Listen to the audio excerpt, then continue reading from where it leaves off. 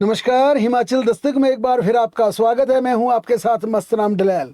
पेश करते हैं हिमाचल प्रदेश की प्रमुख खबरें। हिमाचल प्रदेश में प्रचंड गर्मी से चल रही लू के कारण छात्रों का स्कूल आना जाना बेहद मुश्किल हो गया है। इसके चलते डीसी ऊना जतिन लाल ने रिव्यू बैठक करने का फैसला लिया है। उन्होंने बताया कि अगले 2 दिन तक गर्मी इसी तरह बढ़ती रही और पारा 45 डिग्री तक पहुंच गया तो स्कूलों के संचालन पर पुनर्विचार करेंगे। उनका सीधा इशारा था कि अगर 45 डिग्री तक टेम्परेचर जाता है और अगले 2 दिनों में भी इस तरह की गर्मी पड़ती है, फिर स्कूलों को बंद रखने का भी एडमिनिस्ट्रेशन फैसला ले सकता है। उन्होंने कहा कि इसके लिए कंसर्न एसडीएम और एजुकेशन डिपार्टमेंट के अफसरों के साथ वे जल्द बैठक करने जा रहे हैं। फिलहाल ऊना में स्कूलों की टाइमिंग को पहले ही बदल दिया है। सुबह 8 बजे से लेकर दोपहर 2 बजे तक स्कूलों की टाइमिंग की है। इसके अलावा सिरमौर जिला के पांवटा में स्कूलों की टाइमिंग में बदलाव कर दिया गया। इसके तहत अब पांवटा में 8वीं कक्षा तक की कक्षाएं प्रातः 8 बजे से दोपहर 12:30 बजे तक संचालित की जाएंगी, जबकि 9वीं से 12वीं तक की कक्षाएं प्रातः 8 बजे से लेकर दोपहर 1 बजे तक चलेंगी। इसके अतिरिक्त सभी स्कूलों को निर्देश दिए गए हैं कि स्कूल समय के दौरान किसी भी प्रकार की बाहरी गतिविधियां, जिस प्रकार से खेल कूद, प्रार्थना सभाएं धूप में आयोजित नहीं की जाएंगी। साथ ही स्कूलों में पर्याप्त मात्रा में स्वच्छ पेयजल उपलब्ध करवाया जाए तथा हीट से संबंधित आपात स्थितियों के लिए प्राथमिक उपचार के लिए उचित व्यवस्था सुनिश्चित करने को कहा गया है। ये आदेश तत्काल प्रभाव से लागू होगा तथा 31 मई अथवा आगामी आदेशों तक प्रभावी रहेगा। भयंकर गर्मी के कारण ऊना, हमीरपुर, बिलासपुर, मंडी, सोलन और कांगड़ा जिला के निचले इलाकों में भी लोग बुरी तरह बेहाल होने लगे हैं और स्कूलों की आवाजाही को लेकर छात्रों को लू झेलनी पड़ रही है। यही कारण है कि अब राज्य सरकार ने भी ये निर्देश दिए डिप्टी कमिश्नर को कि निचले क्षेत्रों में जहां हीट वेव चल रही है वहां पर स्कूलों के संचालन को लेकर रिव्यू किया जाए। अगर टाइमिंग में बदलाव की आवश्यकता तो टाइम बदला जाए। अगर ज्यादा गर्मी पड़ती है फिर स्कूलों में छुट्टी भी दी जा सकती है, लेकिन यह फैसला कंसर्न डिपार्टमेंट के डिप्टी कमिश्नर अपने अधिकारियों से बैठक करने के बाद लेंगे। जियो आईटी कर्मचारियों को संशोधित वेतनमान पर फिलहाल राहत नहीं मिलेगी। हाई कोर्ट में एलपीए लंबित होने का हवाला देते हुए शिक्षा निदेशालय ने संशोधित वेतनमान देने का फैसला फिलहाल टाल दिया है। दूसरे विभाग भी अब इसी आधार पर एक्सरसाइज करने में जुट गए हैं। हिमाचल प्रदेश हाईकोर्ट की खंडपीठ ने राज्य सरकार को बड़ी राहत प्रदान करते हुए 60 साल तक की सेवानिवृत्ति लाभ देने वाले आदेश पर फिलहाल रोक लगा दी है। मुख्य न्यायाधीश गुरमीत सिंह संधवालिया और न्यायाधीश रंजन शर्मा की खंडपीठ ने राज्य सरकार की ओर से दायर पुनर्विचार याचिका को स्वीकार कर पूर्व में खारिज की गई अपील को दोबारा बहाल कर दिया। इसके साथ ही अदालत ने कर्मचारियों को 60 वर्ष तक सेवा लाभ देने के एकल न्यायाधीश की ओर से पारित 15 जुलाई 2024 में पारित किए गए फैसले पर स्टे लगा दिया है। हिमाचल प्रदेश में नया चीफ सेक्रेटरी कौन होगा, इसे लेकर अब सचिवालय में या राजनीतिक गलियारों में चर्चा शुरू हो गई है। Acting chief secretary Sanjay Gupta 31 मई को रिटायर हो जाएंगे। इसके साथ ही हिमाचल प्रदेश की अफसरशाही के नए मुखिया की तलाश को लेकर या संभावनाओं को लेकर तरह तरह की चर्चाएं शुरू हो गई हैं। नए चीफ सेक्रेटरी की रेस में 1993 बैच के आईएएस अधिकारी additional chief secretary Kamlesh Kumar Pant का नाम सबसे ऊपर चल रहा है। स्नियोटी में के पंत के पास कई महत्वपूर्ण विभागों का दायित्व दिया गया। उनके पास फॉरेस्ट, होम, रेवेन्यू, विजिलेंस जैसे महत्वपूर्ण विभाग दिए गए हैं। इसके अलावा वह 1994 इसके बाद वरिष्ठता के आधार पर 1994 बैच के आईएएस अधिकारी अनुराधा ठाकुर और ओंकार शर्मा इस रेस के प्रबल दावेदार हैं। ओंकार शर्मा को हिमाचल प्रदेश का ईमानदार अधिकारी माना जाता है। हिमाचली मूल हैं, हिमाचली जड़ें उनकी हैं, हिमाचल प्रदेश से जुड़े हुए हैं और दबंग अधिकारियों में उनकी पहचान है। इसके अलावा तीसरे नंबर पर 1995 बैच के आईएएस अधिकारी भरत खेड़ा का नाम है और पांचवें नंबर पर इसी बैच के आईएएस अधिकारी आरडी नजीम का नाम आता है। देख रहे हैं कि मुख्यमंत्री सुखविंदर सिंह सुक्खू इन 4 से 5 अधिकारियों में से किसे हिमाचल प्रदेश चीफ सेक्रेटरी की बागडोर देते हैं, किसे सीएस की कुर्सी पर बिठाते हैं।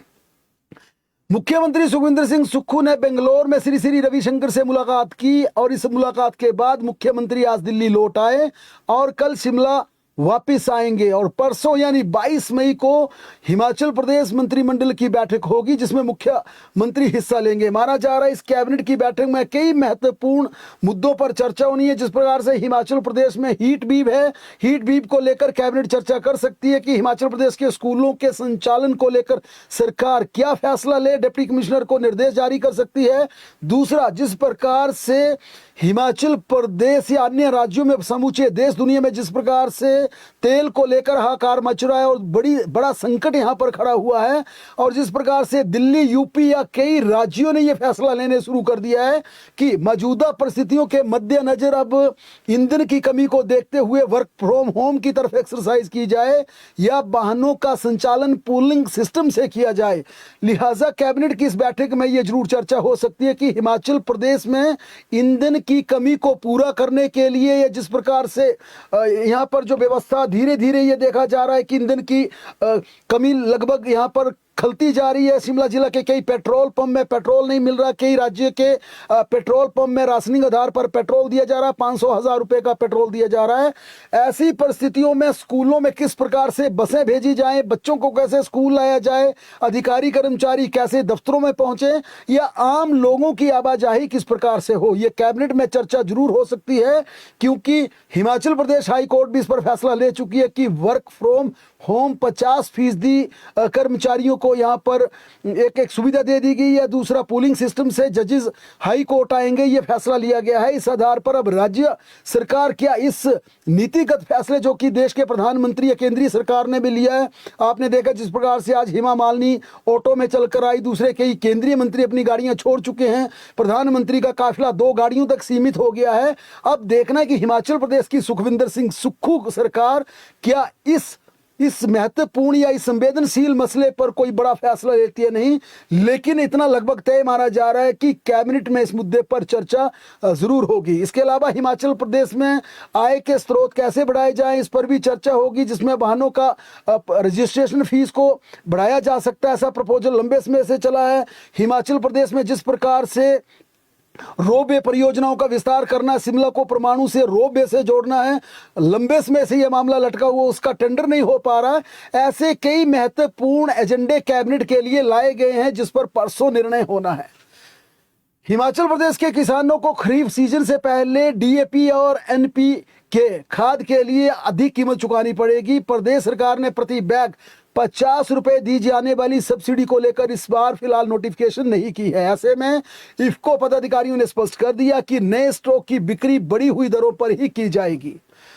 सरकारी स्कूलों की दीवारों पर अब चुनावी पोस्टर और बैनर नहीं लग पाएगा। अगर किसी ने लगाया तो जुर्माना किया जाएगा और चुनाव आयोग से ऐसे कैंडिडेट के खिलाफ कार्रवाई करने की गुजारिश की जाएगी। शिक्षा निदेशालय ने सभी राजकीय वरिष्ठ माध्यमिक एवं उच्च विद्यालय के प्रधानाचार्यों और मुख्य अध्यापकों को निर्देश जारी करते हुए कहा है कि विद्यालय परिसर की 4 दीवारी, प्रवेश द्वार और इसके आसपास किसी भी प्रकार के अनधिकृत प्रचार सामग्री लगाने की अनुमति नहीं दी जाए।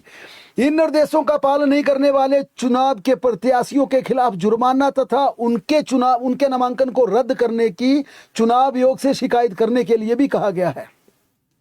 सोलन जिला के नालागढ़ ब्लॉक की बुआसनी पंचायत में प्रशासन की भयंकर लापरवाही के कारण प्रधान पद के लिए कोई भी आवेदन नहीं आया, कोई नामांकन नहीं हो पाया। यहां पर रोस्टर में ओबीसी महिला के लिए प्रधान पद आरक्षित कर दिया गया था, लेकिन हकीकत यह थी उस पंचायत में एक भी ओबीसी का व्यक्ति नहीं था, एक भी ओबीसी परिवार नहीं था, एक भी ओबीसी वोटर नहीं था। इसके चलते प्रधान पद के लिए किसी ने भी आवेदन नहीं किया, नामांकन नहीं किया। अब यहां पर प्रधान पद का कोई उम्मीदवार नहीं है। प्रशासन ने यह गलती एक बार नहीं, 2 बार नहीं, बल्कि तीसरी बार की है। इससे पहले 2005-2010 में भी इस पंचायत को प्रधान पद के लिए ओबीसी महिला के लिए आरक्षित किया गया था। उस दौरान भी कोई परिवार ओबीसी का नहीं था, तो प्रधान पद के लिए चुनाव अन्य पंचायतों के साथ नहीं हो पाया और मजबूरन प्रशासन की गलती के चलते 8 महीने बाद इस पंचायत में चुनाव करवाना पड़ा। उस दौरान उप प्रधान को ही प्रधान की शक्तियां दी गई थी, लेकिन अब तीसरी बार ओबीसी महिला के लिए प्रधान पद रिजर्व कर दिया गया, जबकि एक भी वोटर वहां पर ओबीसी का नहीं था। देश भर में अवैध एवं अनियंत्रित ऑनलाइन दवा बिक्री और ई फार्मेसी के बढ़ते चलन के खिलाफ आज all India organisation of chemist and drugs ने एक दिवसीय सांकेतिक हड़ताल की। हिमाचल प्रदेश में भी आज सभी मेडिकल स्टोर बंद रहे। ऑनलाइन दवाइयों की बिक्री के विरोध में चल रही केमिस्ट हड़ताल का आज पूरे प्रदेश में असर देखने को मिला। कांगड़ा जिला पुलिस ने नशा तस्करों के खिलाफ जीरो टॉलरेंस नीति को अपनाते हुए बैजनाथ के मल्हेर की नशा तस्कर महिला सोनिया राणा और उसके 2 बेटों प्रिंस राणा व आकाश राणा द्वारा नशे के धंधे से अर्जित 96,70,350 रुपए की चल अचल संपत्ति को फ्रीज कर दिया। इसी जिला के ज्वाली में चिट्टा माफिया की संपत्ति पर आज बुलडोजर चलाया गया। आरोपी बंटी ने ज्वाली में अपने 2 अलग अलग प्रॉपर्टीज स्ट्रक्चर बनाए थे, 2 अलग अलग संपत्तियां बनाई थी और राज्य सरकार ने इन दोनों संपत्तियों पर आज बुलडोजर चला दिया। इसके अलावा अब तक हिमाचल प्रदेश की सुक्खू सरकार अलग अलग 6 स्थानों पर बुलडोजर चला चुकी है और पिछले कल ही मुख्यमंत्री ने दूरभाष पर डीजीपी और कंसर्न डिपार्टमेंट को यह निर्देश जारी किए हैं कि नशे से अर्जित की गई संपत्ति, खासकर चिट्टा और ऐसे कारोबारी जिन्होंने गलत तरीके से, अवैध तरीके से नशे का धंधा करके संपत्तियां खड़ी की हैं, उनकी संपत्तियों को बुलडोजर से गिरा दिया जाए। इसके लिए पहले पूरी कानूनी प्रक्रिया अपनाने को भी कहा है, लेकिन साफ कहा गया है कि ना किसी का फोन सुनना, ना किसी के दबाव में आना, ना तनाव में आना, सीधे उस संपत्ति पर बुलडोजर चला दिया जाए। इसके बाद अब यह चर्चा हो रही है कि हिमाचल प्रदेश में भी योगी मॉडल की तरह ही काम होने लगा, यानी कि जो बुलडोजर उत्तर प्रदेश में चलता है, अब वह हिमाचल प्रदेश में सुक्खू सरकार भी उसी तरह का बुलडोजर चला रही है। नशे के खिलाफ चलाए जा रहे इस अभियान में 7 कर्मचारियों को सस्पेंड कर दिया गया। देरा जिला पुलिस से मिली जानकारी के अनुसार अब तक आए एनडीपीएस के मामलों में कुल 7 कर्मचारियों की संलिप्तता पाई गई है, जिस आधार पर उन्हें सस्पेंड किया गया है। इसमें मुख्य रूप से पशुपालन, स्वास्थ्य, विद्युत, हिमाचल प्रदेश पथ परिवहन निगम और मंदिर न्यास से जुड़े कर्मचारी शामिल हैं। कुल्लू में एक नाबालिग छात्रा के साथ उसके ही सहपाठियों द्वारा रेप करने का सनसनीखेज मामला सामने आया। पीड़िता के 2 सहपाठियों ने उसके साथ दुष्कर्म किया, जिस आधार पर उनके खिलाफ एफआईआर दर्ज हुई है। पुलिस ने दोनों आरोपियों को आज गिरफ्तार कर इनके खिलाफ आगामी कार्रवाई शुरू कर दी। पुलिस के अनुसार आरोपियों ने इस घटना का वीडियो भी बनाया और पीड़िता को ब्लैकमेल कर धमकाया। डरी व सहमी पीड़िता ने यह बात अपनी मां को बताई और 1 महीने पहले कंप्यूटर सेंटर जाना छोड़ दिया था। छात्रा की मां जब बेटी से कंप्यूटर सेंटर न जाने की बार बार वजह पूछने लगी, तब जाकर उसने अपनी मां को पूरी सच्चाई वाली घटना बताई। इसके बाद पीड़िता की मां कुल्लू पुलिस थाना पहुंची और आरोपियों के खिलाफ शिकायत दर्ज करवाई। ये तीनों ही वहां पर एक कंप्यूटर सेंटर में पढ़ाई करते थे। अब इन दोनों के खिलाफ पुलिस ने केस दर्ज कर लिया है। मौसम की बात करें तो हिमाचल प्रदेश में प्रचंड गर्मी जमकर पसीने छुड़ा रही है। आज प्रदेश के ऊना, बिलासपुर, कांगड़ा व पांवटा साहिब में हीट वेव चली, जिससे यहां पर झुलसा देने वाली गर्मी का प्रकोप झेलना पड़ा। मौसम विज्ञान केंद्र ने कल ऊना, कांगड़ा, सोलन व शिमला में हीट वेव चलने का अलर्ट जारी किया है, जबकि 22 व 23 मई को प्रदेश में बारिश होने का पूर्वानुमान लगाया गया है, जिससे लोगों को गर्मी से राहत मिल सकती है। पहाड़ों पर 26 मई तक मौसम खराब बना रहेगा, जबकि मैदानी इलाकों में 24 मई से फिर तेज धूप खिलने का पूर्वानुमान है। यानी कि मौसम विज्ञान केंद्र की भविष्यवाणी ठीक रही तो 23 मई से हिमाचल प्रदेश में प्रचंड गर्मी से राहत मिल सकती है। और ये मौसम विज्ञान केंद्र का पूर्वानुमान ठीक ना बैठा तो हीट वेव के चलते प्रदेश के लोगों को काफी मशक्कत झेलनी पड़ रही है। खासकर निचली क्षेत्र के स्कूली बच्चों को सुबह के समय तो फिर बेहतर होगा, लेकिन दोपहर के समय घर आना स्कूल से बेहद मुश्किल पड़ जाएगा। यही वजह है कि राज्य सरकार के निर्देश पर निचले क्षेत्र के डिप्टी कमिश्नर ने अब रिव्यू बैठक कर स्कूलों के संचालन पर रणनीति बनाना शुरू कर दी है। बहरहाल प्रदेश की तमाम बड़ी खबरों के लिए लगातार जुड़े रहे हमारे साथ। देखते और पढ़ते रहे हिमाचल दस्तक।